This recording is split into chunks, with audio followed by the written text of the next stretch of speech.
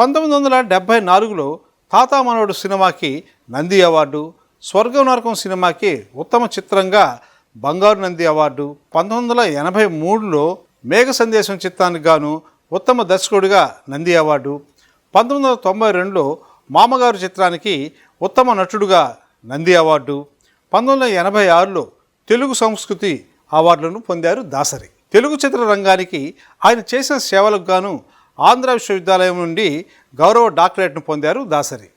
ప్రముఖ సామాజిక సేవా సంస్థల నుండి అనేక అవార్డులను పొందారు. వాటిలో కొన్ని: వంశీ బర్క్లీ అవార్డు, కళాసాగరు, శిరోమణి ఇన్స్టిట్యూటు మొదలైనవి.